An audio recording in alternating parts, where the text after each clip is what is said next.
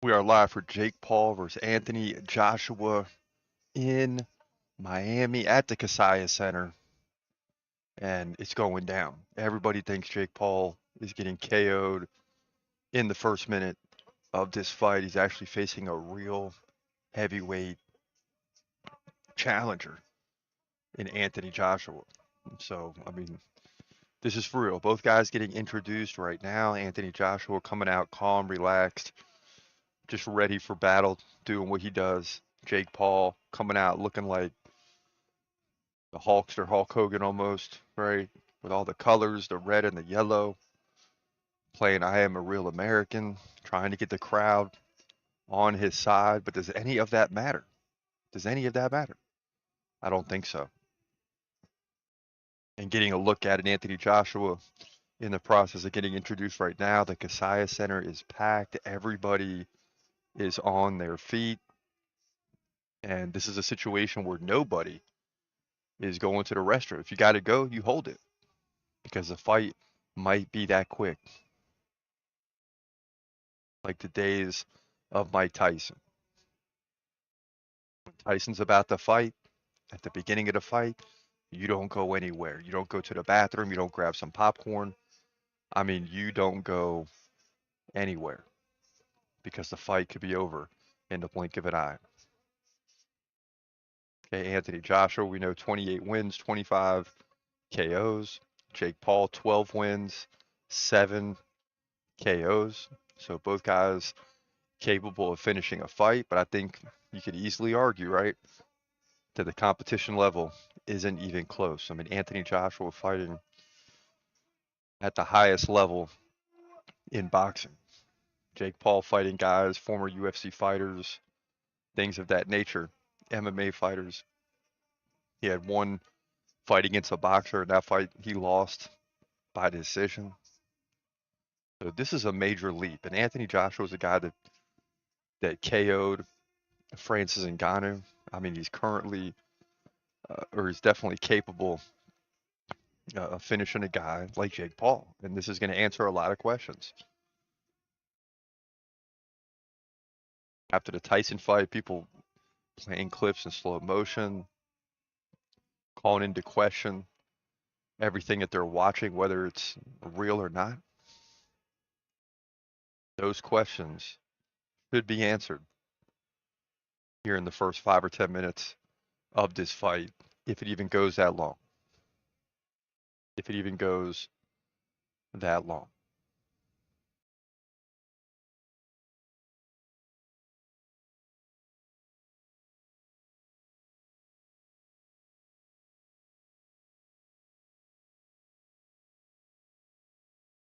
What a crowd buzzing in anticipation. Both guys face off in the center of the ring, and the height difference is staggering. I mean, it's just absolutely staggering.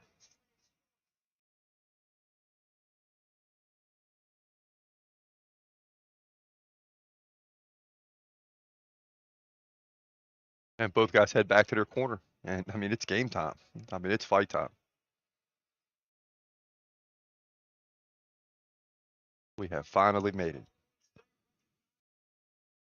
Oh boy, here we go. Here we go. Hold your breath. Boom, fight's underway. Oh my goodness. Oh my goodness. Jake Paul moving to his left. Back to his right. Jake Paul clearly wants to be very active here early in this fight in terms of moving, making, not giving easy target to Joshua. And Joshua is absolutely massive compared to Jake Paul. First 30 seconds gone. I think it was McGregor had the put the money on the first minute. There's barely any strikes here in the first minute. 45 seconds gone. Joshua continues to chase Jake Paul. Ooh, nice right by Joshua.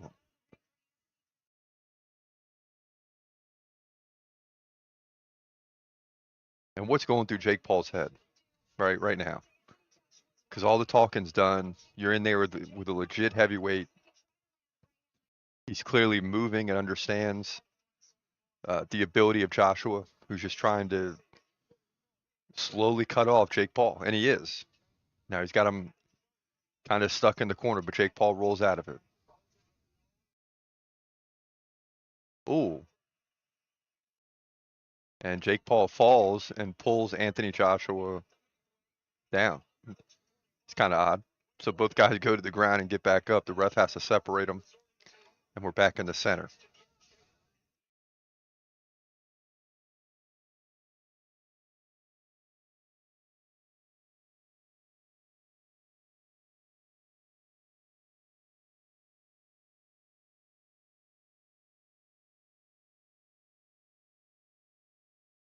So the first battle for Jake is to get through the first round. I mean, if you get to the end of the fight, even if you lose, that's a major headline. But first, you got to get past the first round. 45 seconds left here. And Jake just continually moving. Joshua clearly getting a little frustrated as Jake Paul slides from right back to left. Boom. Joshua's throwing with some power. He puts that left hand out, kind of holds Jake where he wants him, and then boom, lands the big right. And Jake wants no part of that.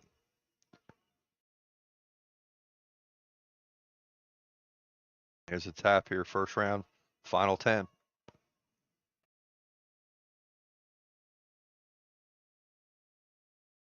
And that's the bell. Round one is done. Both guys head to the corner.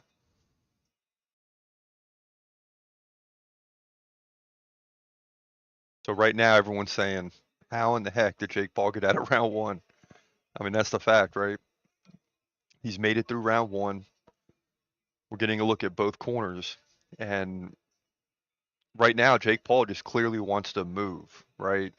He's not even interested in really throwing in that first round. He just wants to move. So the first goal is accomplished. Get through round one. Jake Paul did that. Doesn't matter what happens. Nothing big happened anyway, but get through round one. Okay, now you get a little confidence. Now it's just round by round. To me, if Jake Paul makes it to the end of this fight, that's just a huge accomplishment for him. I don't care if you run the entire time. That's a huge accomplishment. The pressure's on Joshua to not let that happen.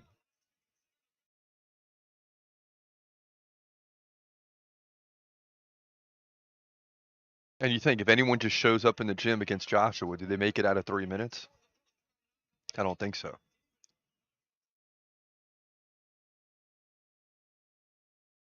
Now Jake Paul moving to Anthony Joshua's left, away from the power. Now he slides back right. Joshua standing right-handed, throws a big right and misses. Mm.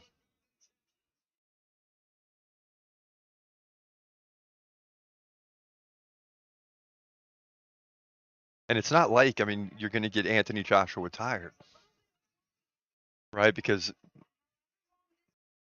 there's not a lot of throwing going on. It's not like Anthony Joshua's overextending himself in terms of endurance. I mean, this guy is obviously on a high level, big time heavyweight.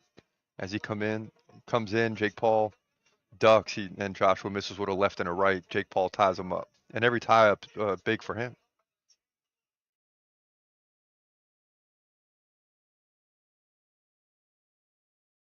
And if you keep this fight going, you get through round by round. You start getting into round 4, 5, 6. Then you start landing a little bit, make it an interesting fight. Even if you lose, that's an interesting development.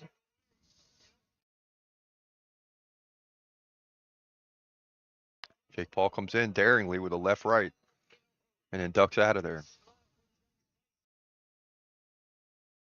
And Jake's loving this right now. He's feeling good about himself. It only takes one, though. And Joshua with a light tap with the left hand. And Jake Paul comes in and holds on.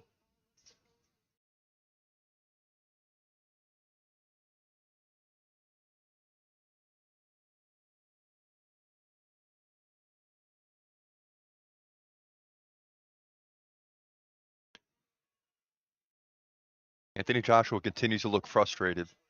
He just has to chase Jake Paul all over the place. But should that matter? I mean, this guy should be coming in here and landing the big strike. Now Jake Paul, who comes in and holds on, and the refs have to separate him once again. And isn't that what we talked about when we did the prediction, right? Is if you're Jake Paul, any tie up is a good thing. It's going to take 10 seconds for the ref to come in and separate you, and before you guys get back together again. Continuing to move is a good thing. Now Jake Paul takes a left and a right, and he clears out once again. Continues to move, but now Joshua's kind of got him pinned in a corner, and there's the bell. So fortunately for Jake, he gets to the end of the second round. Now don't get it twisted. Jake Paul is definitely nervous of the power of Anthony Joshua. That's why he's constantly moving. He's barely throwing, constantly moving, and just avoiding the big strikes.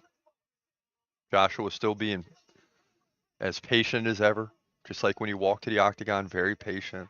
He's not pressing. He's not overextending. And eventually you would think that he would wear down Jake Paul. But also people thought he would finish Jake Paul.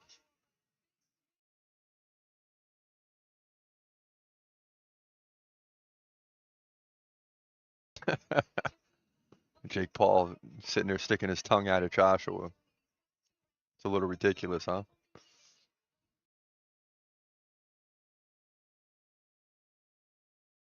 I don't know, man. This is not what I expected here, but at the same time, exactly what I expected, right? Jake Paul still in the fight in round 3.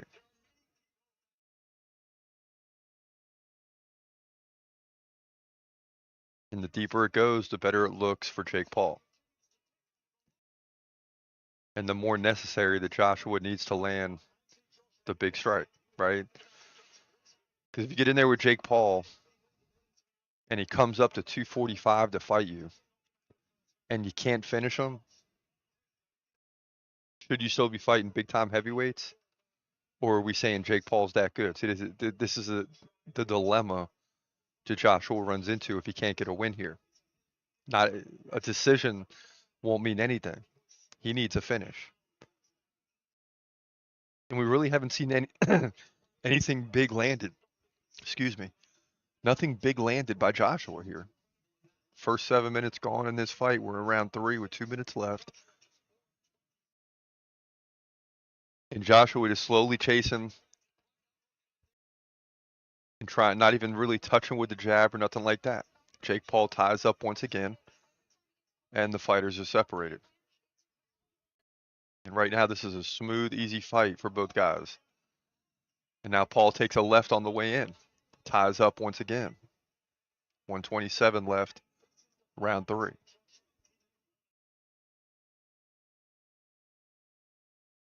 Now Joshua lands a left and a right. Both guys tied up. The ref's going to break them up.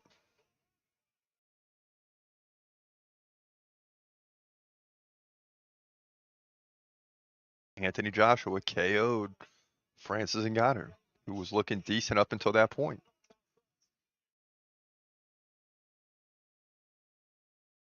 Now Jake comes in, dodges a right hand coming across, and he moves over to a different corner. And now Joshua misses with the right. Comes in, lands a jab, and Jake Paul ties up once again. And Joshua upset, lands a shot to the body. Ref kind of talks to him about it, separates him once again. Deep into the third round, 30 seconds left. I'm seeing no sign of big strikes landed at all by Anthony Joshua. And how is that possible after 3 rounds?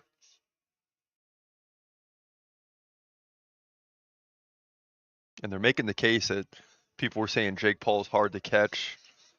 He does a lot of moving. Hasn't Anthony Joshua faced every possible style of opponent at this point? You mean to tell me he can't catch Jake Paul? So if the fight continues going in this direction, it's only going to make all the things said about the legitimacy, all those type of things grow louder and louder, because right now you're not seeing anything. You're seeing Jake Paul just move around the outside, not really landing.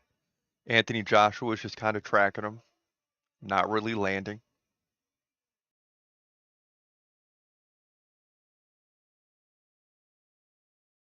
And I'm looking at everything. I'm looking at how Jake Paul was reacting. I'm looking at the corner of Anthony Joshua, like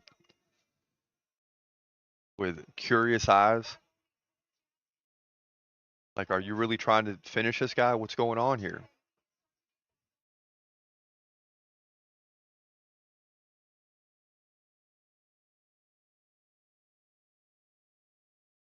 Round 4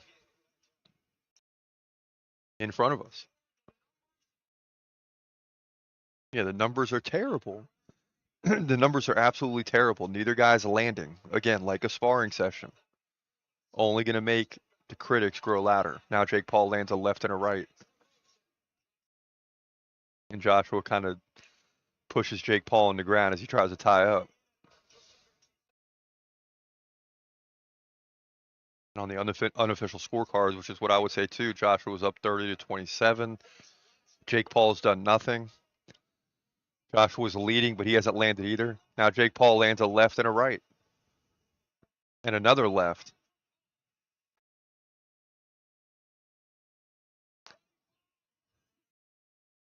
Now Jake Paul goes to his knees once again.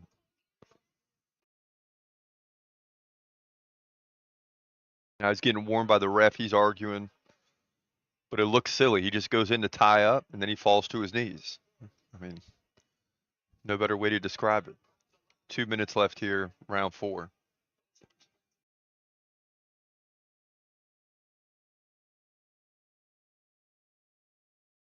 Both guys come together once again, tie up.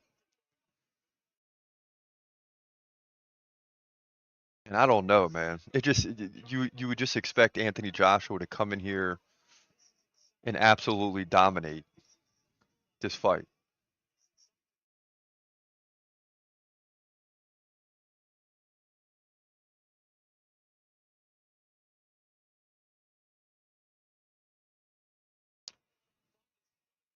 And Jake Paul looks quick because Joshua looks slow. Joshua just a couple of jabs, and then he winds up the big right almost like old school George Foreman. You could see it coming from a mile away. Sometimes you couldn't move anyway. And Jake Paul's able to get out of the way after the double tap. Ooh, a nice uppercut there by Joshua. Can he get something going? The pressure's got to be building on him, right? Because he has got to get a finish here. I mean, there's just no other. And now Jake Paul goes to the ground once again. Jake Paul has gone down at least 7 or 8 times in this fight.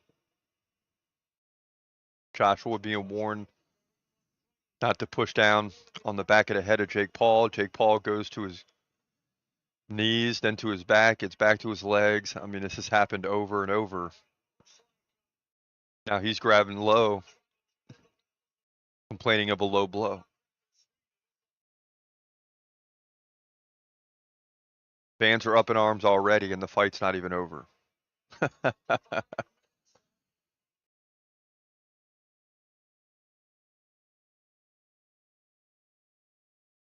Here's a replay. Let's see. Joshua comes in with a left jab. Boom. Jake Paul misses with a big right. Yeah, and there's no low blow whatsoever. I mean, Jake Paul went in MMA style, head on the hip. See, in the UFC, they would have reviewed that and they'd already be fighting right now. But luckily, we're back in action. 33 seconds left. Round 4. Fans slowly getting louder in terms of the boos. And Jake Paul again goes to his knees. And now Jake Paul or Anthony Joshua's being warned. But the thing is Jake Paul's going in like for a tackle. What's Anthony Joshua supposed to do?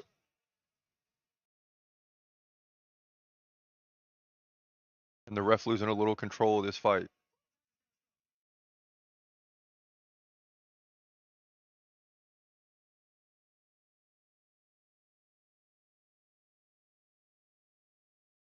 And here we go, 5 seconds left. Man, we're halfway through this fight as the bell rings. Fans are booing like crazy. Jake Paul multiple times is going in really low just to tie up. But I don't know if his legs are giving out or what, but then he ends up falling to his knees and we get a nice delay. Eventually the ref breaks him up and then brings them together and has a discussion with them. Meanwhile, the fans are booing like crazy. And then Anthony Joshua was, kind of giving a high five to Jake Paul, like, "Hey, it's all good. I'm sorry." Like, what is happening here? All right, Anthony Joshua is supposed to come in here and absolutely create havoc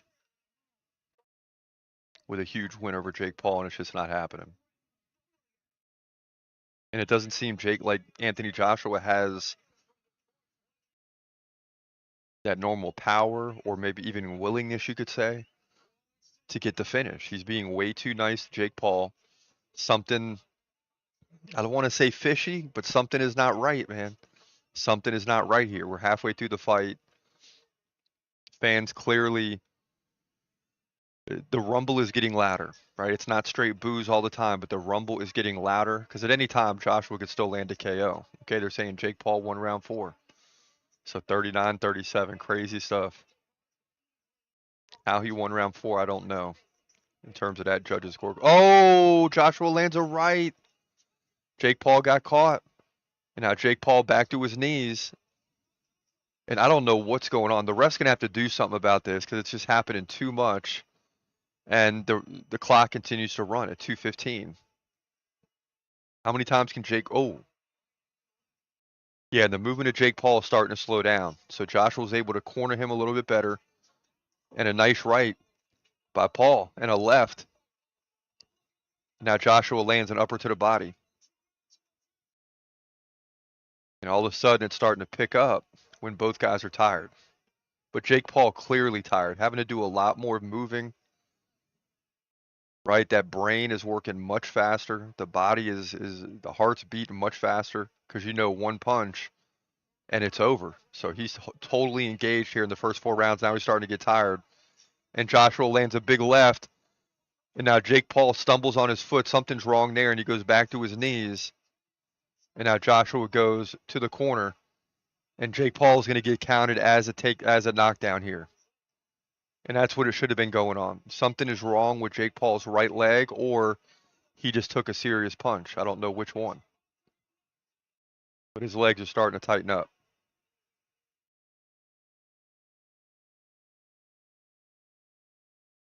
And Joshua's smelling it. And all of a sudden, Jake Paul's not able to move anymore. And Jake Paul goes down for the second time. And this time, the ref isn't playing. He's going to give him a standing 8 count every time he goes back down to his knees. Because early in the fight, he was going down to his knees all the time. But now it's a standing 8 count. And there's no 3 knockdown rule. So it doesn't matter if he gets a knockdown again as long as he can continue. 30 seconds left here, round 5. And Jake Paul just trying to survive the round. Clearly in trouble. Jake Paul lands a right, takes a right. And I'm sure in that trade, Jake Paul got the worst end of it. And Jake Paul is slowly getting worse and worse here in round 5. Joshua's really beginning to open up now. That movement that Jake Paul had that allowed him to escape is completely gone. And Jake Paul is taking it now at the end of the 5th, and that'll do it. And this might be the one where Jake Paul goes down. He could have clearly got finished in that round. Brother Logan Paul now looking worried.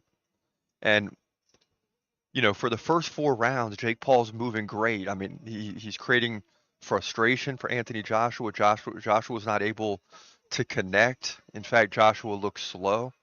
But that movement is gone now. And now Joshua's able to just stand and tee off with Jake Paul's legs pretty much gone and him not able to move quite as well.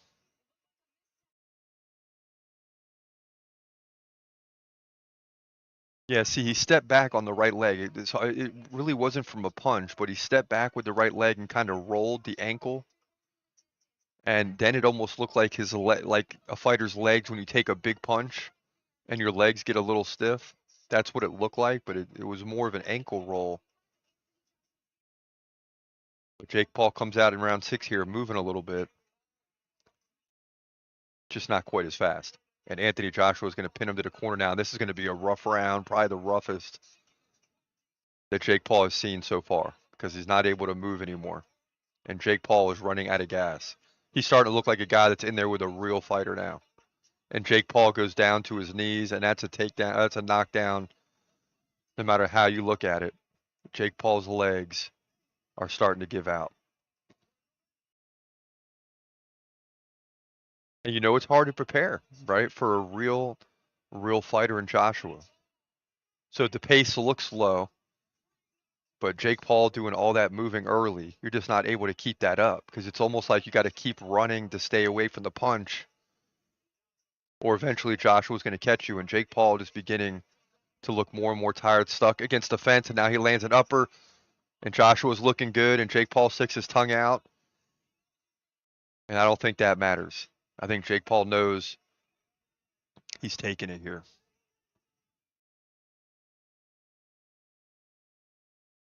And eventually Joshua's going to catch him. Now he's got him pinned into the corner, and a big right drops Jake Paul, and he goes down.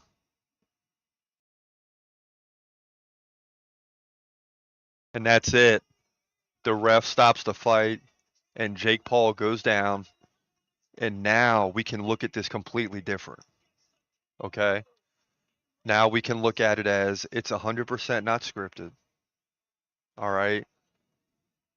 And you got to give some credit now to Jake Paul, who just went 6 rounds in there with a true heavyweight contender and just simply ran out of gas. So those of you that thought the fight was scripted, the end result shows that it wasn't. Jake Paul simply got tired. He wasn't able to move anymore. And Anthony Joshua remained patient, waited for his opportunity, and finished him. The good news is for Jake Paul is he's going to come out of this fighting a real heavyweight contender and being able to leave with a tale to talk about, as he'll be completely fine. But we finally saw Jake Paul get finished. It wasn't the big KO that everybody was hoping to see, where Jake Paul just goes down and that's it. It wasn't like that.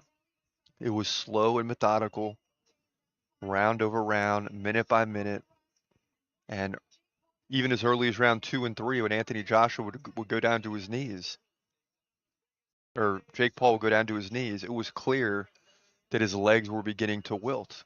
Okay, it just took some time, and the ref should have probably ruled those as knockdowns early in the fight as well. But he started to do that later in the fight. But earlier in the fight, it just seemed like Jake Paul just lost his footing, or went in for a tie-up and just happened to slip. Okay, but as time goes on, it just shows that Jake Paul wasn't able to keep up with the ability of a guy like Anthony Joshua. But he deserves a lot of credit for getting in there and getting through 6 rounds, just about, with Joshua. That's the way it plays out. It's a real fight, but it's a wrap here. Jake versus Joshua is a wrap. Anthony Joshua getting the TKO victory here.